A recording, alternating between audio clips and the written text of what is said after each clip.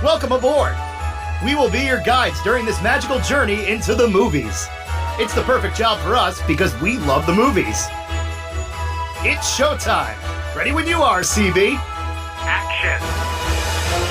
Welcome to Monoreel Radio, episode number 9. I'm Sean. And I'm Jackie. And we are so sorry that we're coming to you late tonight, but we decided to stay up and watch the Yankee game, which, as it turns out, was a waste of time. Yeah, that wasn't worth it at all. I mean, for those of you who are listeners in New England, congratulations. I hope you lose in the next round, but congratulations to you. At this rate, I'm kind of just rooting for anybody that's not Boston. Yeah.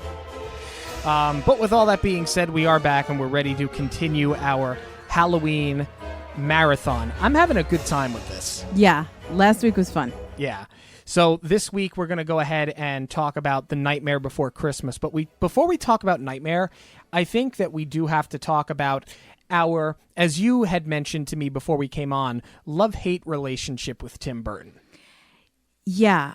I love his early stuff. I love Pee-wee. I love Beetlejuice. I love Edward Scissorhands. But in later years, man, I don't know. I feel like for me personally, like I'm just kind of like over his shtick. I feel like he's done it so many times. And after a while, all of these movies kind of just look and feel the same. Well, it's interesting that you say that. My love-hate relationship began a couple of years ago, before the Alice in Wonderland debacle. I read his book. He didn't write it. It's a book called Burton on Burton, and someone interviewed him, and they basically transcribed the interviews and published them. And what was interesting to me is that he was asking, the interviewer called his style Burton-esque, and I think that's a fair assessment of his body of work. It is a signature style of his. And with every response that I read, Burton was just so glib about everything. I don't think that he was trying to do like the fake humble thing. He was saying that he really never intended for his style to be so cohesive throughout all of his movies. But we've seen the same themes. We've seen the windmills in almost every movie. We've seen the, jaggedy dead tree with the branches. Whenever he does blood or any like bodily fluids splurting out, it's like highly stylized. You see these common threads in almost everything. And everything is so dark and gray, and the buildings are almost V-shaped. Sure. But he doesn't have a style. Yeah, he swears he doesn't have a style. I swear he's full of you-know-what. Well, that's kind of what I thought. But I read this book years and years ago, and I did kind of change my mind a little bit. When we had gone, they had an exhibit at the Museum of Modern Art in Manhattan, and it was all of Burton's stuff. It was a whole bunch of props from the movies. It was Jack Skellington specifically we got to go see. They had about 35 different Jack Skellington heads, all with different facial expressions. They looked like cake pops sitting in this little case. Right. Now, they had 400 of them in total. Yeah, there were a ton of them. But we saw 35. Yeah. Along with a bunch of his other stuff. There were props from Beetlejuice. There was the Headless Horseman's costume from Sleepy Hollow. There was the Batman stuff. I mean, it was everything as a Burton fan that you'd want to see. But what was interesting to me, and this is what really kind of changed my mind, was that he had a whole bunch of drawings and sketches from his childhood. And a lot of them we've come to see in his later films. Like what he was drawing early on as a child, he either repurposed or it just stayed with him enough where you see it come out in his later work. And it kind of changed my mind a little bit and had me thinking that maybe he really didn't do any of this intentionally. Maybe he's just being creative and drawing and putting out this work and figuring out a way to use it. I mean, maybe, but they all look the same. I mean, you can't tell me that you use the same kind of tree, the same kind of color palette for most of your films. A lot of similar actors, that work well with you. Obviously, he didn't write the book on that, but so many of his movies just seem exactly the same. It's like the first Batman movie, with the exception of maybe the balloons and maybe some of the outfits, feels nothing like the rest of his movies. Gotham City is very dark to begin with, so maybe his style gets lost a bit. But that and Pee-wee and even like Big Fish, very different. But then you watch Beetlejuice, this, Sleepy Hollow, Edward Scissorhands, The Corpse Bride. They're all very much the same thing. I think they're similar, but I think if we were to sit here and really pick them apart, we would find a lot of differences. But what's interesting to me, he is a pretty interesting guy. He grew up in Burbank, I believe, and he was just a bored kid, and that's where this comes from, all the sketching and the drawing. And that's where, in films, it's interesting that you bring up Edward Scissorhands. Like, that's where you really see it, is that you've got this very cookie cutter neighborhood where everything looks the same. And then when Edward comes to town, he shakes things up. And I think that's a big common theme throughout most of his films. But, whether he intends to follow this one style or not, and whether he'll admit it or not, I gotta respect the guy, because he plays by his own rules. He does do what he wants. I mean, he was a Disney animator.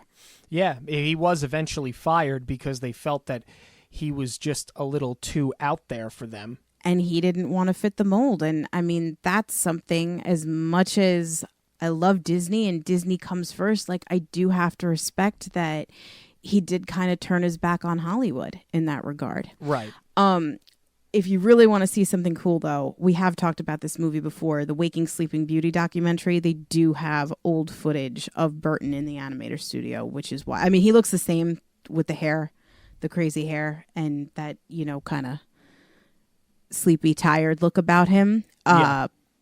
But it's still cool to see, nonetheless. And even in those days, this film was in development, and the film, clearly, we're talking about is The Nightmare Before Christmas. The movie opens on Halloween.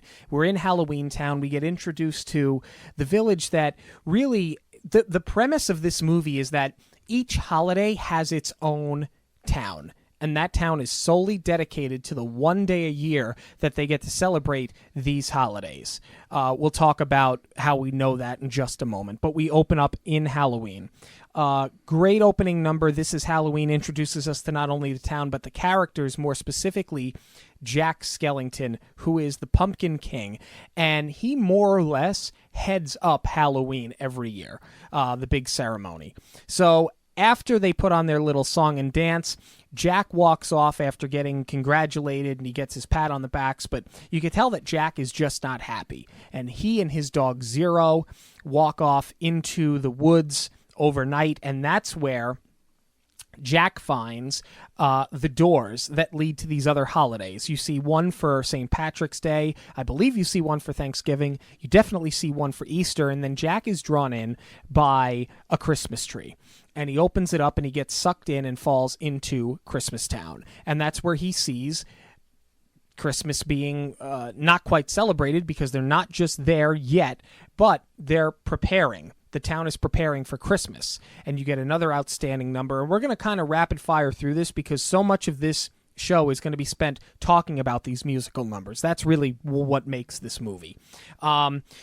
He sees this, and this is something that he's yearning for. You know that Jack wants more than what he has. He's sort of bored with Halloween, and now he gets enamored with this idea of Christmas. He goes back to Halloween Town.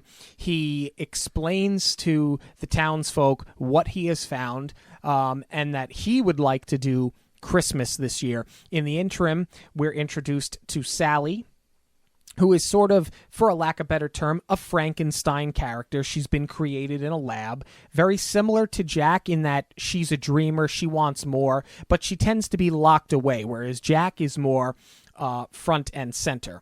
So the whole town starts preparing for this idea that they're going to do Christmas, and Sally just doesn't feel well about it, and she's trying to talk Jack out of it. But Jack is convinced he's going to put on this great Christmas celebration.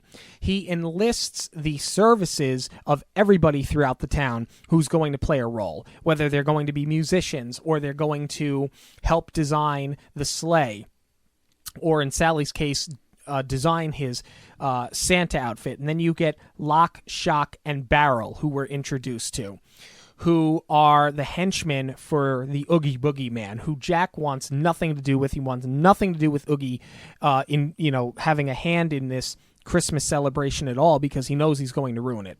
But he gets them to go and kidnap who he calls Sandy Claus rather than Santa Claus. Right. And the idea is we're gonna bring Santa here. We're gonna explain to him that we're gonna do it this year, and we're gonna give him the night off because this is what Jack wants. Jack wants something bigger.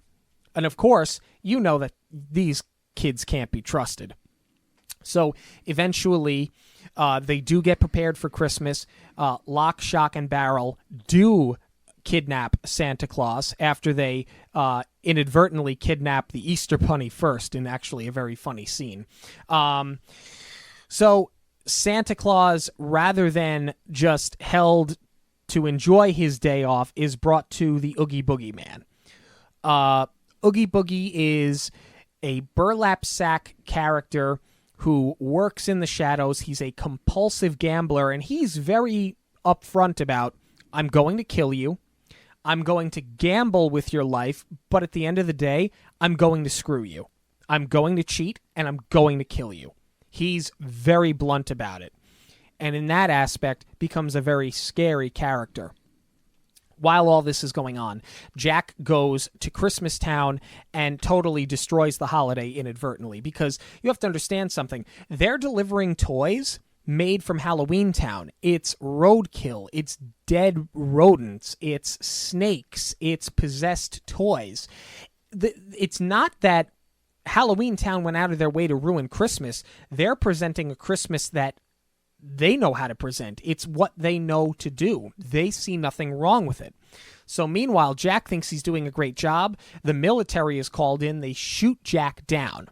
While this is happening, back in Halloween Town, Sally goes to save Sandy Claus, but is also captured by Oogie. Jack has that moment where he realizes exactly who he is and what he is, and as much as he wanted to do this Christmas thing, he is the Pumpkin King. He is not Santa Claus, or Sandy Claus, as he says, and he says, I've got to go figure out a way to make this right. He wants to get back to Halloween Town, go back to being the Pumpkin King, but at the same time, help Santa Claus get Christmas right. He wants to undo the wrong. So he goes back and he finds that Sandy Claus and Sally have been captured by Oogie Boogie. He goes to Oogie's lair. A conflict ensues where Oogie loses a stitch. Jack tangles it in a fan. The burlap is torn apart. You find out that Oogie is filled with bugs. The bugs fall into a vat that Oogie would have used to kill Santa Claus and Sally. Oogie is then destroyed as the bugs fall in. Santa Claus goes back to fix Christmas, and Jack stays in Halloween Town to continue his role and his purpose as the Pumpkin King. And that, in very short order, is the premise of The Nightmare Before Christmas. It is a linear story, but it is a very, very good script.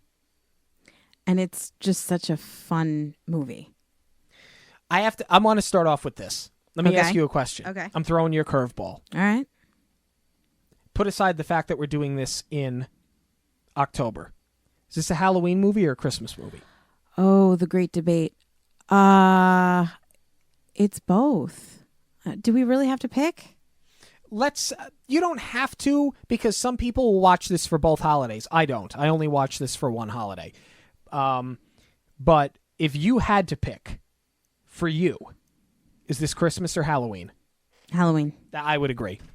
You know, I always watch this for Halloween. I never watch this movie at Christmas time. Which is why I'm inclined to say Halloween, also because it takes place in Halloween Town. But the irony is, and I love that at the parks, it's just kind of all lumped together in one big thing. They started at Halloween, in Disneyland. They turn over the Haunted Mansion to Nightmare Before Christmas in October and leave it that way through December. And then in World, they bring out Jack Skellington as part of Mickey's Very Merry, which is great too. They bring out Sandy Claus, really. Yeah, so we saw Jack as Sandy Claus last year at the first for the first time, because for the first time we went to we didn't I go do to that Not So all Scary. the time. I do it all the time. We went to Very Merry, not So Scary. And it's great. I mean, if you've never gone before, like it's so worth the money to do, because you get characters you wouldn't normally see. You get a great parade. The marching soldiers within itself are worth it. But it's great because you don't really wait on lines. No. You spend more actually. It's you a ticketed event, so it's after the park closes. Right, so it's it's an added so expense. worth it. But it's so worth it. And they give you cookies and hot chocolate and snacks, and it's so good. Where you do wait online, ironically, are for the characters, because you get all 7 dwarves. You usually don't get that. You get Jack as Sandy Claus. You don't get Jack in Orlando. So that's where you're going to spend most of your time waiting on lines, is for the characters rather than the attractions, but it's totally worth it. And he was so good. Like, I fangirled pretty hard. And I don't usually get like that around the characters. If you see a character in Disney, like, I'll get a picture if I can, but I will never, ever wait online for a character. I waited for Jack probably for like a half hour. 45 minutes, I'd say. But it was so worth it. He was so good. It was amazing. He was perfect. Like, he had it down, and he gave you the time of day. Like, everybody got a lot of time with him. We talked to him for a while. That's why the wait took yeah. so long. It's not even because there were that many people on the line, but you actually got some FaceTime and a lot of pictures. Yeah. We'll post some of those. Yeah, it was really cool. So that's the film right there. And it carries over. To me, it is a Halloween movie because, as you said, it opens in Halloween Town. These are Halloween characters. And I think it goes back to what we talked about last week with Hocus Pocus. It's, what were you raised on? What were your traditions? My tradition was watch this on Halloween, and Christmas time it was Home Alone, The Grinch, Rudolph, and the Santa Claus with Tim Allen. Right. And even Jingle All the Way, as when that movie came out, as kind of dumb as it is. You put that cookie down now. Terrible, man. But it's fun. It's another one of those movies where it's like Hocus Pocus, where it's like, this is not a good film, but it's a fun movie. No, that is not the same thing as Hocus Pocus. It has go back and listen to last week's episode. No. It has the cheesiness. It has the cheesiness and the hokiness. No. All right, we're going to agree to disagree on that one. Arnold Schwarzenegger is not the same hoke as Hocus Pocus. No way. All right, well, we'll agree to disagree on that one. You can go back and listen to last week's episode and my opinion of Hocus Pocus. But we're not here to talk about Hocus Pocus again, or Turbo Man, or Christmas, but we're here to talk about Nightmare. But it is funny though, because so many people they'll not just say that it's both holidays. Some people argue strongly that it's a Christmas movie. Well, here's another case to make for it being Halloween. When I was a kid, I thought it was a horror movie, actually. Like, I remember we didn't see this in theaters. We waited a while for it to come out on video before. I don't want to say that we weren't allowed to see it, but I think my mom thought it was a horror movie and she didn't want us to see it at first, which is kind of ridiculous in retrospect because it's an animated movie. Yeah, we saw this. Actually, we saw it on my birthday. Or right around my birthday. That's a good birthday. At the Comac Multiplex, which if you're from Long Island and you wanted your car stolen, you went to the Comac Multiplex. That's not a joke. For a time, the number one location for car theft on Long Island was the parking lot of the Comac Multiplex. I know it's not a joke. I'm laughing because it's true. Yeah. What else am I supposed to do? Lock your car. But that's where we went and saw it. And I remember during the original theatrical release, I was completely blown away because this movie literally has everything going for it. Yeah. Everything. Mm-hmm. But we'll keep talking about the script here before we move on to anything else, because I would be remiss if we didn't talk about how Jack Skellington has probably one of the best entrances in the history of cinema. Yes. And what's amazing is he hasn't spoken a word up to that point, but when he comes up out of that fountain, you know exactly who he is. It's amazing how much they were able to develop a character before he even spoke. He commands respect, and he's immediately likable. Yeah. I mean, you know that he's sort of their leader in a sense. But even, before he's really even spoken a word, you just kind of gravitate towards him. Mm-hmm. And the animation is still impressive.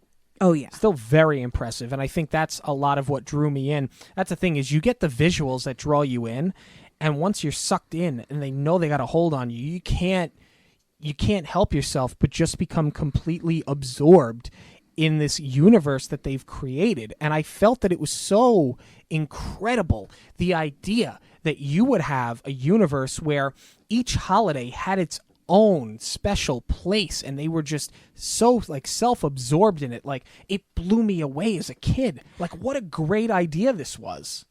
I think that's why I immediately liked this movie. I was fascinated with the idea that each holiday had its own separate town. And to a kid, I feel like that was just something like you almost kind of thought about it being organized like almost as a government. Like, you truly believed it as a kid. And maybe it just appeals to my OCD that it's broken down and organized in that kind of way. But that's what really hooked me in from the jump, was the idea that each holiday has its own special world. Yeah. And that there was no crossing over. And then once you are hooked into that idea, you've got this rebellious character that's looking for something more. And he does break the rules, and he does cross them over. And that's what makes Jack Skellington so incredibly relatable. I mean, I think at any time in anybody's life, like, haven't you wanted more? Haven't you wondered, what's behind the curtain? He's a very complex character in that way, because he seemingly does have everything, and he's respected in Halloween Town, and he seems to truly enjoy his role there. And he obviously loves to scare, but still wants more. It's just not enough for him. And you know that right away when they say, "Great job, Jack." And he was like, "Yeah, just like last year and the year before that and the year before that." So it contrasts what you said, because I think he enjoyed it for a time, but now he's so completely bored. True. And that's where he starts walking through the cemetery, and we see Zero, his dog, and then they walk off into the woods, and he has that monologue that he speaks out loud and sings, and you could just tell that this is somebody that has everything but possesses absolutely nothing. It's just not good enough for him. Right. And that's also reinforced with the color palettes in each town. You have Halloween, which is done in black, white, and orange. There's really not much to it. It's very simple. It's very washed out, except for the pumpkins. And then once he gets into the woods and he sees the rest of these holidays, everything else is in bright colors. You have the heart for Valentine's Day. It's bright. The Easter egg, obviously very bright. A shamrock, a turkey. Everything else just pops. Right. And Jack Skellington is played by Chris Sarandon, who just does such a wonderful job with the character, because he's so theatrical with him. Like, you feel like you're watching a stage performance, but it doesn't come off as being too over the top. Right. And some of you will know Chris Sarandon from Fright Night, my movie at Halloween, other than The Nightmare Before Christmas. So it's kind of this like crashing of worlds, and I absolutely love it. Some of you know him from Child's Play, and a lot of you know him from Princess Bride. Like, he's had quite a career. Yeah.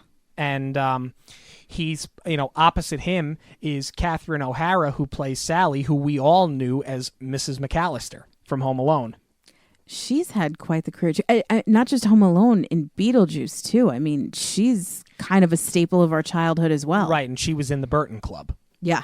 Yeah. You know, it's like her, Danny Elfman, Paul Rubens, who those two are also in this, but Michael Keaton and Danny DeVito, who we've seen in Batman Returns, and now we're seeing them again in Dumbo when that comes out next year. And Big Fish. And Big Fish, correct. So he has his stable of people that he goes to.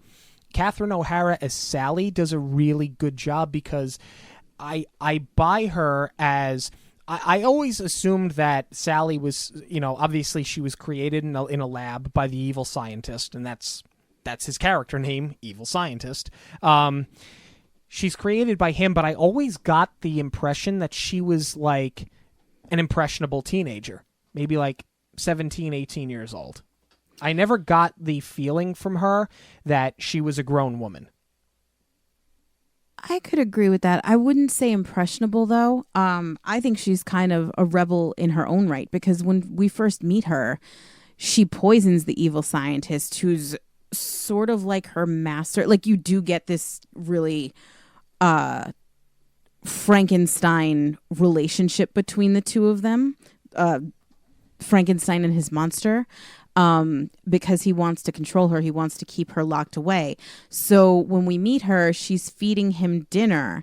I mean, she is in the background of the scene of Halloween Town when they're, you know, when everybody's singing and you're kind of getting introduced to all the characters. But back at the evil scientist's home, he's got her locked away. So she makes him dinner and she poisons him because she wants to go out for the night.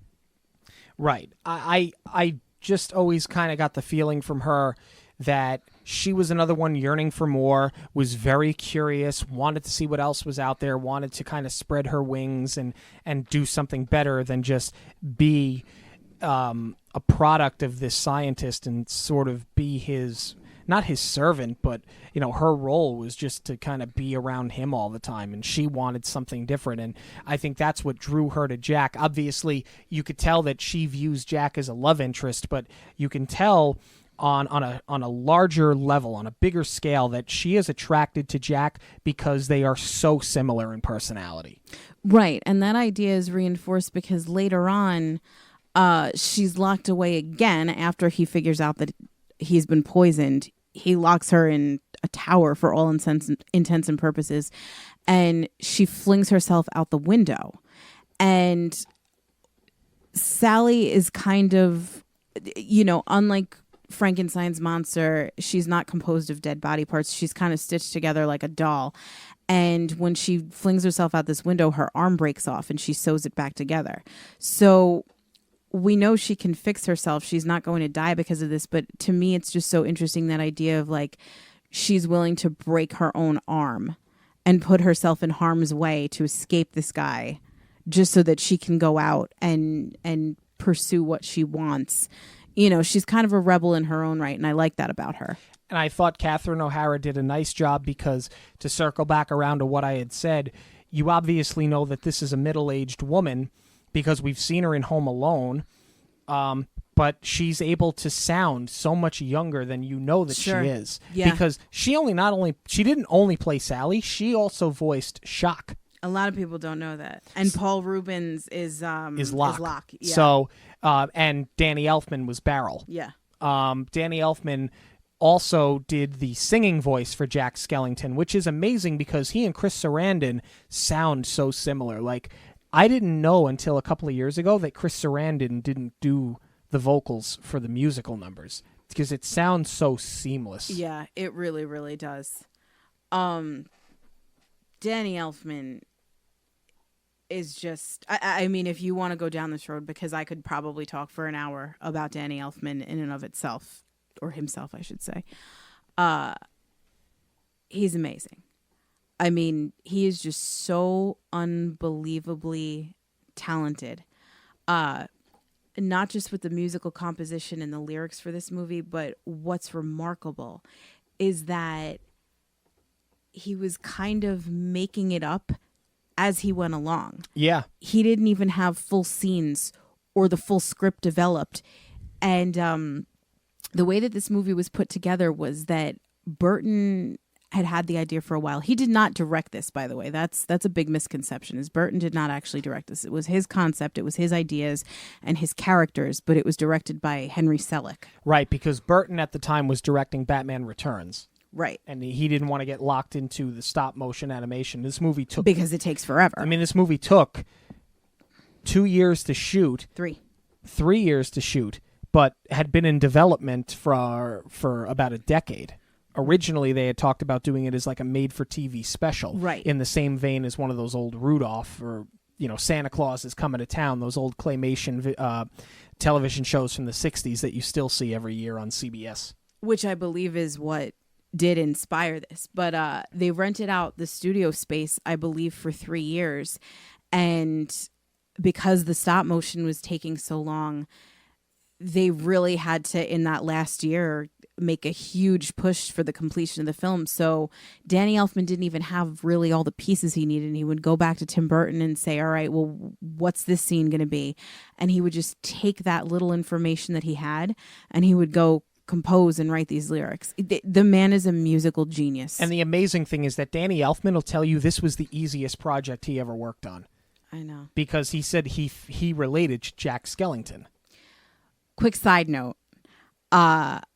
Danny Elfman did do like a mini residency at Lincoln Center that I got to see with my brother a couple of years ago. I think it was about 3 years ago at this point. It is to this day the most whimsical night of my life. He so embraces this movie. I mean, they played everything that you could want to see. Like they did Pee-wee's Big Adventure. This was all live with an orchestra behind it. They did Big Fish. They did Beetlejuice. Anything that you would want to see, he performed. But the best part about it was that at the end, they did a whole bunch from Nightmare. Like they brought out Ingrid Michaelson to sing Sally's song.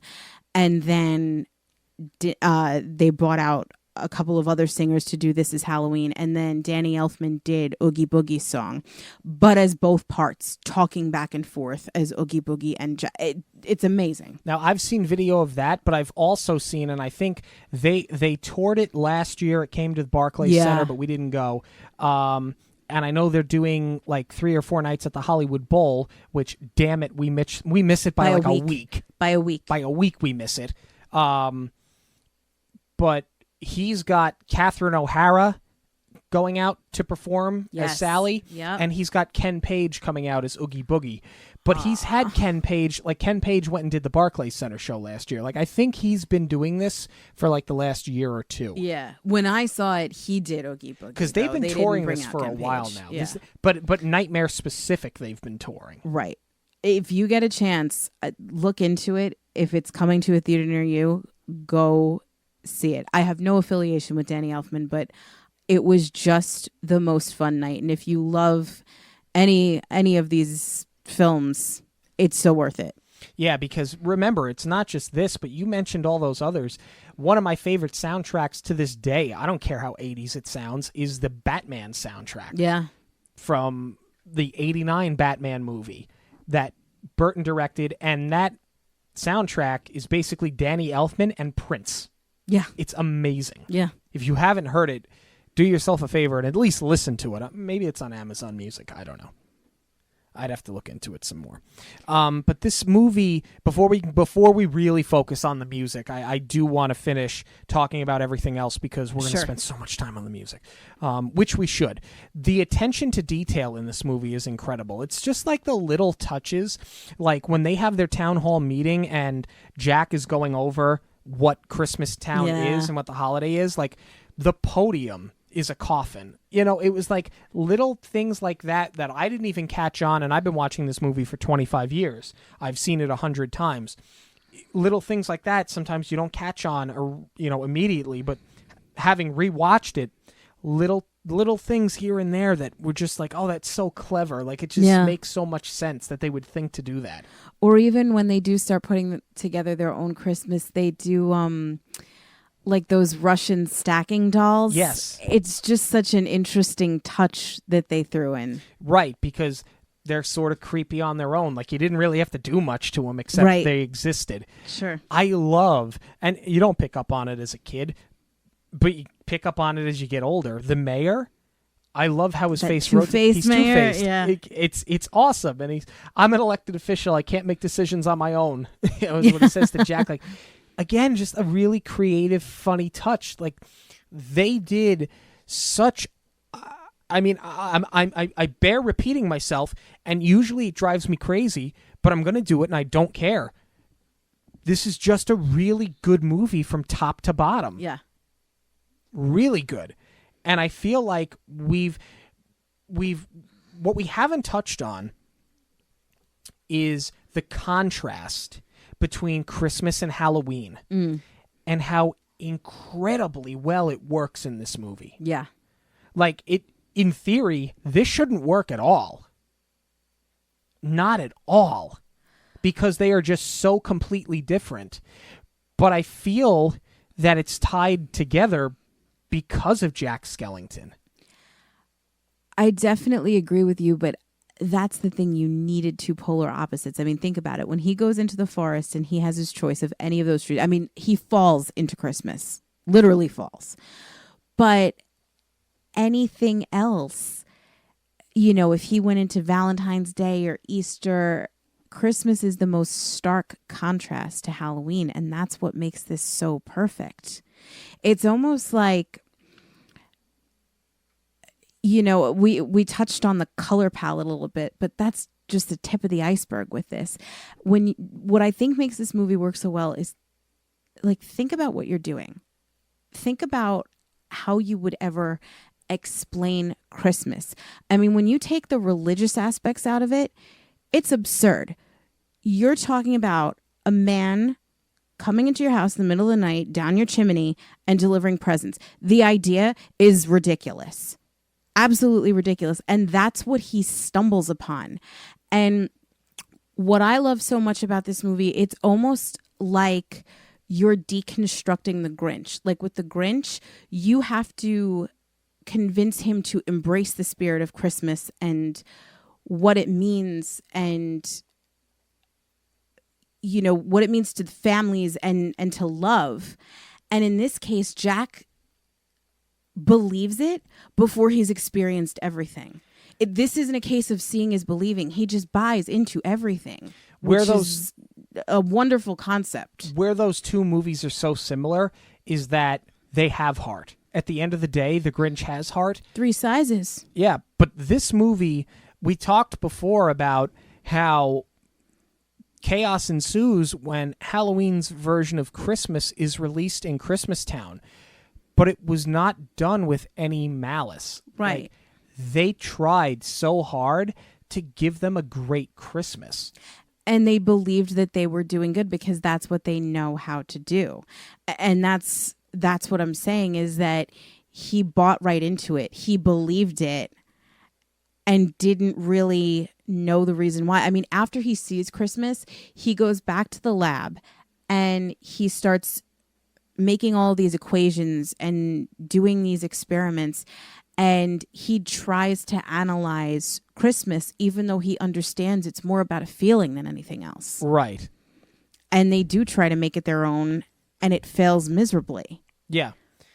But through no fault of their own. It's just, it goes back to that contrast. But you almost feel bad for them. Like, you're watching what they're doing, and you're like, this is going to go terribly. It's almost funny, but in a way, you feel bad for them because they're so excited. They're so proud of what they're about to do, but they have no idea the mayhem that they're about to unleash inadvertently. Right. But in a way, it kind of is their own spirit of Christmas. They're doing it the way that they know how because they just want to participate in the celebration. And I think that's kind of what the point of the movie is to get in that spirit. Yes. And we start, as we mentioned, on Halloween. And the first big song that we get here is This Is Halloween, which is a really nice way to start the movie. It's the perfect way to start the movie. It sets the entire tone. It sets the entire movie up, and it does that wonderful job. We talked about it before of developing these characters, and you know right away exactly who these characters are. I mean, this song, there are a handful of songs that I can point to and say this about, but I think this song has become iconic. Yeah. It's probably, for me at least, it's my opinion, this is the second most iconic song in this movie. Yeah. Yeah, it's not my favorite, but for the opener, for the establishing number, it's perfect. It sets everything up that you need to know. That everybody is gung-ho for Halloween in this town. They all want to scare. And it's just cool that they had like every facet of horror in this. You know, they have witches, they have vampires, they have ghosts, clowns and snakes. Yes, the clowns too. Yeah, like everything that you'd want to see, or everything that's ever scared you as a child, they have. And they're not really scary though. They're just like interesting. They're creepy looking. Yeah, I think that there's intrigue there. Like I wasn't scared of them as a kid, but I found them to be intriguing. Like I was so curious about them. That's and I wanted the to see more. perfect word for it. Yeah, right.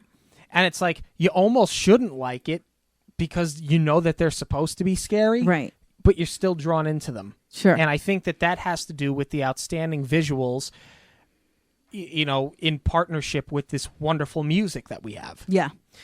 Jack's Lament is an outstanding monologue. We talked about knowing exactly who Jack was when he comes out of that fountain, and you do know exactly who he is. But to have him open up the way that he does, iconic. With that scene, he's walking down that hill as it unravels that twisted hill and lowers him into the cemetery. Mm-hmm. It was on every poster. The trailer. It is in the trailer. It's on the cover to the VHS and now the DVD and the Blu-ray. And that scene has been played over and over and over again. It's probably the most memorable part of the whole movie. I mean, it's the shot. It's the money shot. This is the chandelier in Beauty and the Beast. Yeah. This is the moon shot in E.T. It's the boulder in Indiana Jones. That is exactly what this is. Yeah. The entire film rests on that scene. Yeah. Without question. Without question.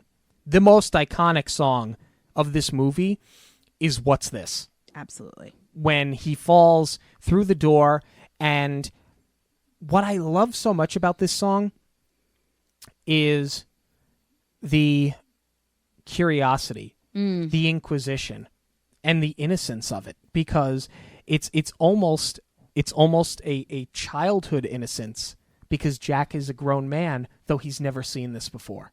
Right. The lyrics are so clever.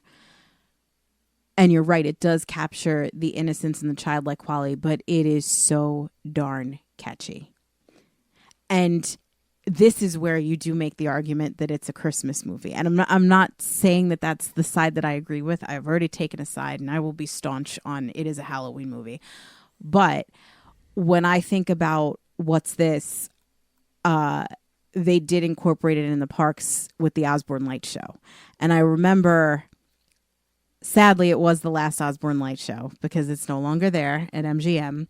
I remember just sitting there watching it, being in complete awe. I mean, it's beautiful to begin with, what they do with the park at that time of year. But synced up to that song, to have the lights flash, like you feel like Jack in that moment where you're just sucked into Christmas. And can you ever hear this song without singing it? No. Absolutely not. I can't even say What's This without thinking about the whole song. The second time. Yeah. What I always appreciated how funny this song is at the same time, because when he talks about the difference between what he's seeing there versus what he's seeing when he's in Halloween Town, you know, the children throwing snowballs instead of throwing heads. You know, it's the monsters so are all missing and the nightmares can't be found. Yeah. Right. And absolutely no one's dead. It's just, yes, it's so funny. Like it's very tongue in cheek, but it's done in such a tasteful manner that you're not taken out of the song, and you still take it seriously as an outstanding moment in the movie. Right. And what's so interesting, too, is the way that he's going through Christmastown at this point and what is coming out of his mouth and what's on the screen. You know, he's saying these things and he's looking at a Christmas tree. He's looking at stockings hung by a fire. He's, you know, peeking under the children's beds and everything. But it's just so well done, the way that everything lines up, and what he is saying has nothing to do with the magic that he's seeing. It's just so ironic, the whole number. Mm-hmm. His town hall meeting, when they have that song where he explains to them what Christmas is, again, very funny because they're sort of jumping the gun and they're asking about these horrible things, and he's kind of like trying to keep them at bay. But even he concedes. You know, he gets to the point where he says, he's like, I might as well give them what they want. Right. And he almost draws Santa Claus up to be this horrible monster just because they're already interested and he's trying to keep them hooked. Right. Because he wants them to go along with this. He is a monster, though. He's breaking into your home in the middle of the night. We're going to have a whole conversation about this another day. I can't get into that. We've already gone on for 46 minutes. We'll go on for another hour and 46 minutes. We got to start talking about this.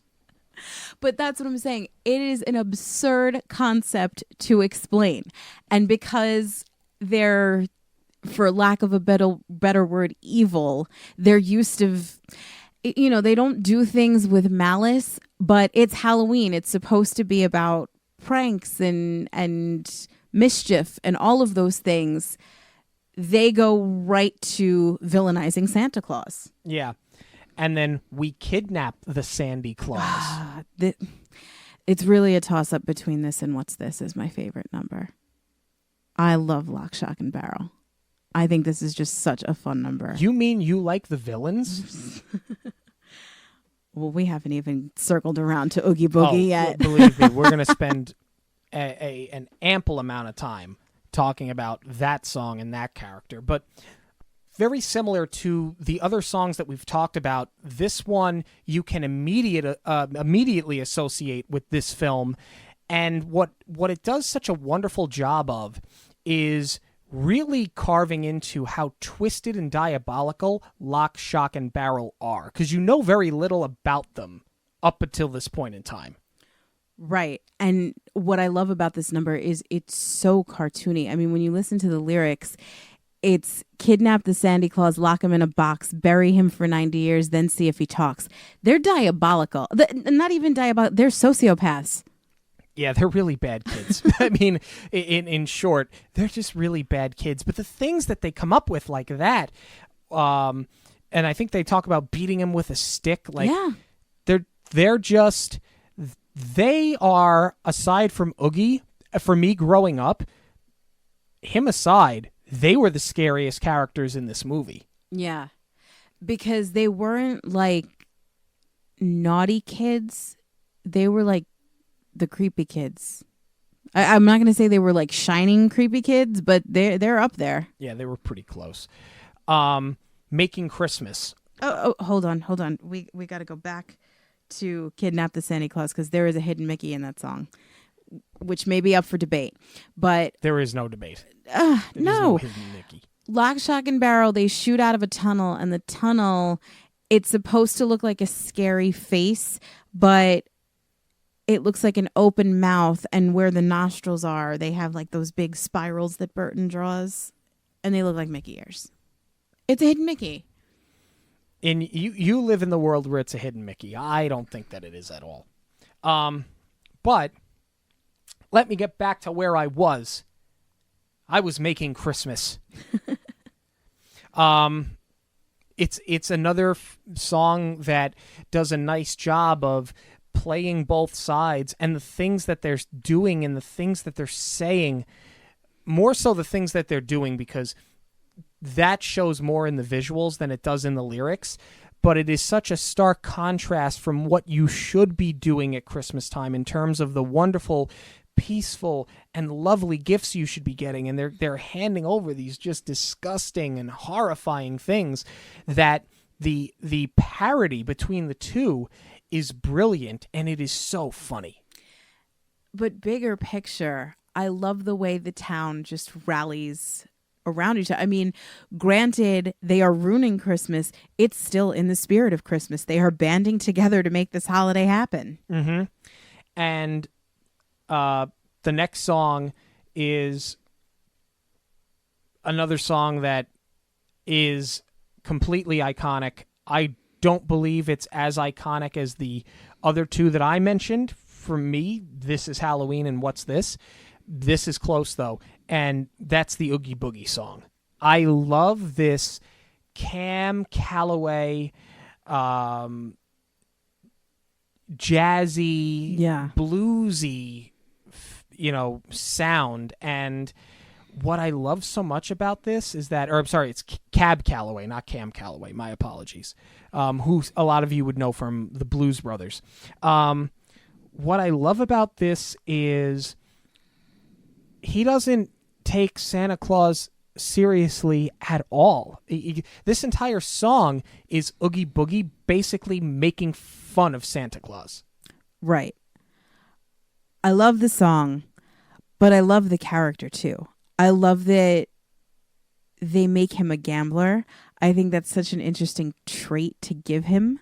And he's got that whole Disney villain pastiche. He's got like a little flamboyance about him. Yeah, it's funny. I was thinking about this earlier.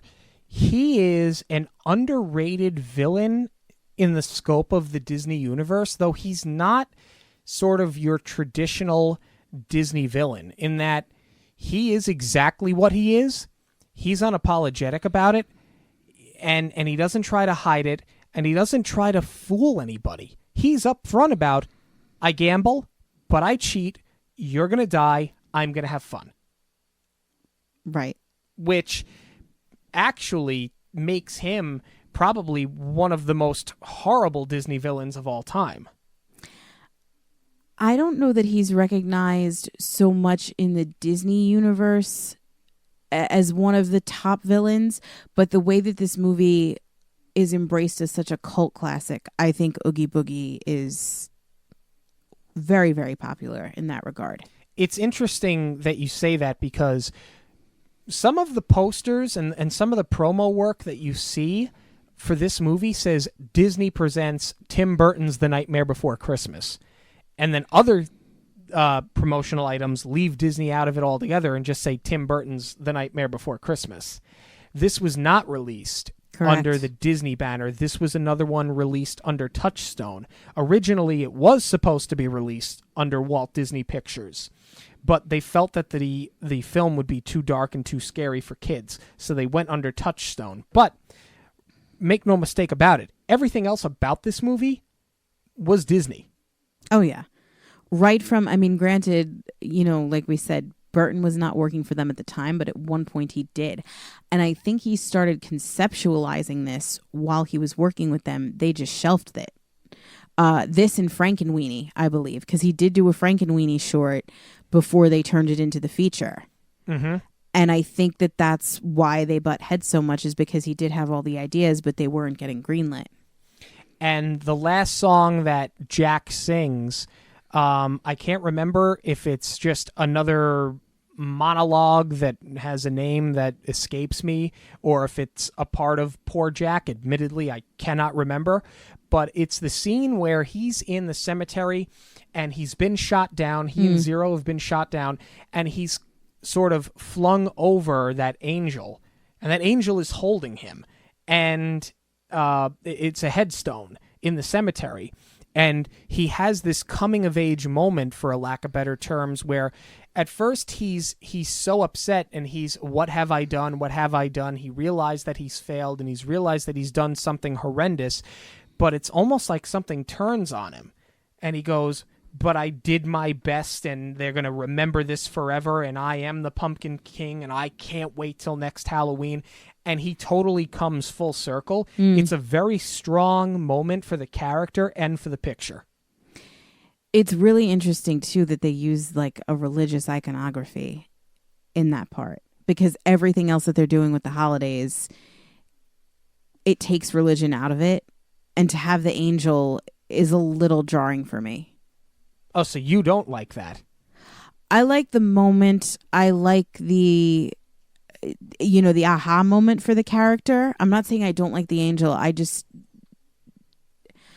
it does take you out of it a little bit because it's not really in the spirit of what the rest of the film was. The question that you ask yourself at this point is, does this movie hold up? We ask this every week. There are a handful of things that we'll always circle back to. And one of those things that we always circle back to is, does the film hold up? And I think that answer is so obvious. 1,050%.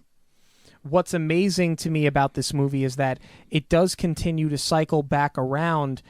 It's something that's on Freeform, which used to be the Family Channel and then was ABC Family, and now it's Freeform. But they do their 31 days of Halloween, right? I think it started as like 13, and now it's just the whole month celebration. Now it's the whole month, and this is always there. And then I think they do it again for the 25 days of Christmas or the 12 days of Christmas or whatever days of Christmas they do.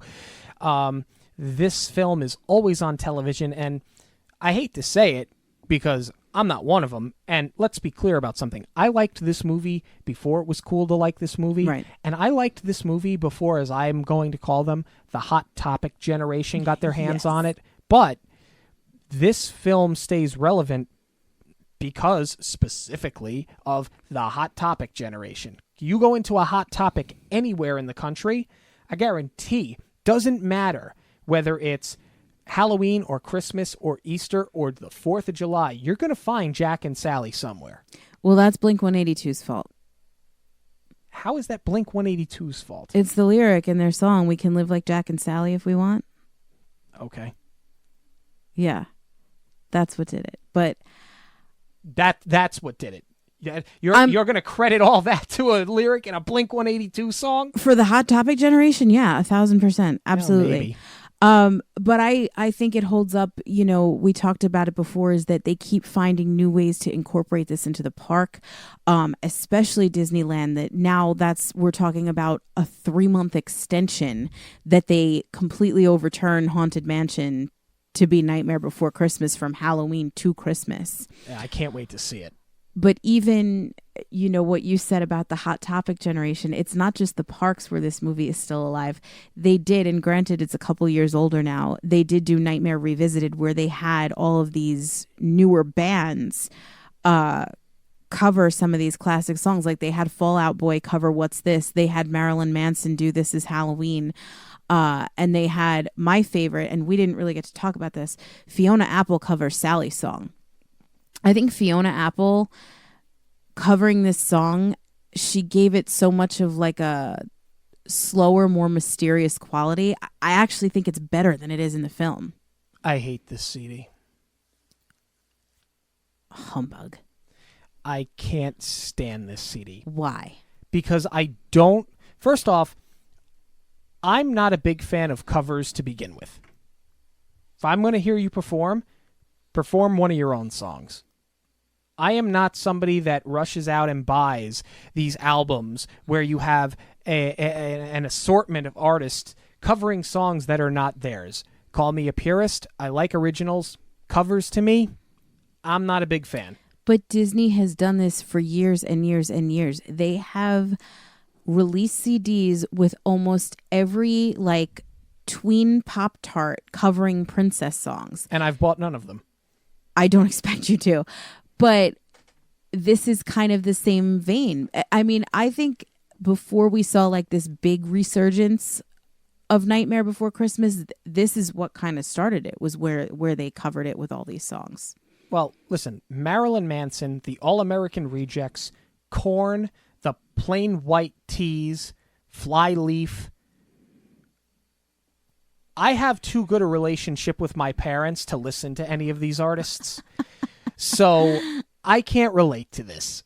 I don't like any of these artists. I certainly don't like any of their music. That's right. They've done it twice because, yeah, you have the Amy Lee Sally song, and I forgot about All American Rejects covering it. No, and you're right. Marilyn Manson has no business in the Disney universe.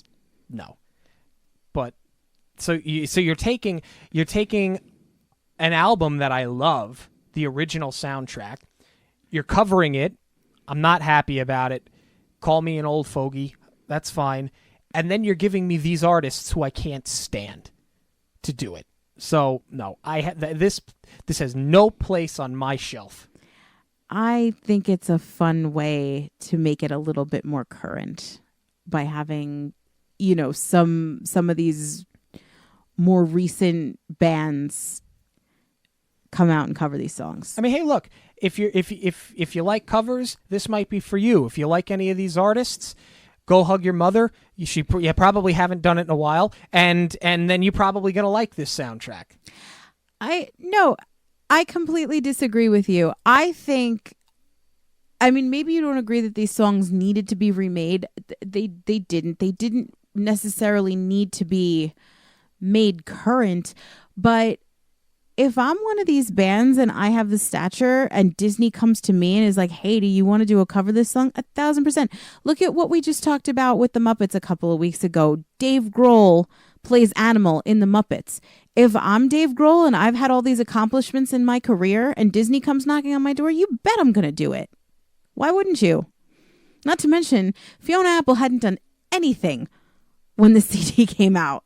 I would absolutely, do the cover. Well, I'm glad you enjoy it. I do. This is what I am listening to at this time of year. That's why you have your own car. You can enjoy it in your vehicle. I have listened to this a number of times. It's not for me. I can't get into it. What can I tell you? I don't like it. But some of you, hey, listen, this might be for you, and hopefully we've introduced you to something that you'll enjoy. I mean, that's kind of the point of all this is, if you've seen these movies, hopefully you can relate. If you haven't seen these movies, maybe we turn you on to the idea of seeing something. If you do like the remakes, please hit us up on Twitter and let us know what you think of the remade soundtrack. Yeah, Twitter, Facebook, Instagram, whatever it is. Hey, we're always looking to talk to you guys. You can find us on there. And help us settle the debate. Give us your input on whether it is a Halloween or Christmas movie. Yes, absolutely. News for the week. Very interesting news dropping today. I think it's official that you will not see James Gunn return to Guardians of the Galaxy because he has now signed on to write and direct the sequel to Suicide Squad. So he has left the MCU altogether and has jumped to DC, which is a company that desperately needs a James Gunn right now. Well, unfortunately, I think if we're not going to see James Gunn return for Guardians, I fear that we're also not going to see Chris Pratt or Zoe Saldana, or we're definitely not going to see Dave Bautista come back. Right. Maybe Bradley Cooper and Vin Diesel, I don't know. But they were all pretty firm in standing behind James Gunn and that he was wronged. So it'll be interesting to see if they're going to continue to do that now that he seems to officially be parting ways with the MCU. Well, if you've seen the Avengers Infinity Wars, and if you haven't, we won't completely give it away, but if what we saw is what we believe happened, then at least Zoe Saldana would not be in a Guardians movie in the near future anyway, so it's very easy to write her out of this. True, but you've also eliminated, flashbacks or prequels or however they're going to do it. The actress does not want to come back. She doesn't want to be a part of this. Right. They signed a petition for James Gunn, which, we can post, we'll dig it up. It came out a while ago where the actors, felt that it was the wrong move to fire him for comments that he made. And if you're not sure what we're talking about, James Gunn had tweeted, and this was years ago, I believe, before he was writing. Correct. For Guardians, he had tweeted some off-color comments, and they decided to punish him for it now. And the thing is, he was upfront with them about this when they hired Yes. him. He told them he had deleted the tweets, but Right. he knew that there were screen grabs out there, and he made them fully aware. Hey, look, I have this in my past. Right. And they didn't seem to care about it then, but they obviously have made a decision, whether you agree with it or not, to punish him for it now. You have a cast that is an eclectic group in terms of their backgrounds and their heritage, and obviously their gender. Sure. That are opting to stand behind James Gunn. Whether you agree with them or not, that's up to you. We're not going to comment on it, and we're not going to tell you how to feel about it. They're willing to stand behind him. Disney obviously is not willing to take that chance. So it really does send a shockwave, I think, through the MCU at this time, especially because with the Avengers trilogy having just ended, the original trilogy, you're now going to get at least another trilogy because we have Captain Marvel coming out. And they still have the third Guardians movie, which isn't done. They haven't even started it yet. It's really gonna cause a big shakeup at a time where it couldn't come any worse for them to have a shakeup. Well, it was a shot across the nose. He could have gone on to write for anything that would have hired him at this time, but he went to DC. That's a shot across the nose, and I don't disagree with it. No, if he feels that they were unfair to him because he was upfront about all of this and they punished him for it years down the line anyway, yeah, I can't blame him for being salty about it at all. And, I think that movie, that Suicide Squad movie, tried very hard to be a Guardians of the Galaxy. Mm. And now you got the guy that did Guardians of the Galaxy to do this. And I think he's going to make a really good movie. Yeah, I'm sad that we lost it. I mean, obviously we're Disney fans, but that doesn't mean that we're loyal to Marvel. I'm still obviously going to go see it. I still see all of what DC puts out as well, but I'm sad that we lost him on this trilogy because I love Guardians. I don't think it's going to be the same. No, especially because now you've got to seriously consider about recasting. Yeah. Which time will only tell. I mean, the other thing, too, is, I don't know these people from Adam, but they got a $25 million paycheck sitting on the table. You really that loyal to James Gunn? I mean, I guess we're going to find out. I mean, I don't know. I mean, they were also contracted to do a certain amount of movies. I would imagine that they have to honor the contracts. Sure. Well, in time, we're going to figure it out. Hey, we mentioned it last week, but if you know anybody that is a Disney fan or a movie fan or loves or likes any of the movies that we've talked about, please, we would love for you to share this show with them and to expose them to that. We'd love to hear from you guys. Of course, we love hearing from our new audience members, and we got audience members literally across the globe right now, which is like, it's such a surreal thing when we're able to see where our downloads are coming from. I mean, we've got our listeners in the U.S., of course, but we also would be remiss if we didn't thank our listeners in Canada, the U.K., Sweden, Switzerland, Australia, Japan. And recently India. Yeah. So for those of you, thank you. We appreciate it. We're happy to have you here. We're happy to give you content every week. We hope you're enjoying the show. As I said, please help spread the word. Follow us on Facebook and on Instagram and on Twitter. We want to interact with you. We want to hear from you. And we can't wait to come back next week and continue our Halloween marathon. So for Jackie, I'm Sean. Have a magical week, everyone. On behalf of Monoreel Radio, we'd like to thank you for joining us. We'll see you at the movies, the stuff dreams are made of.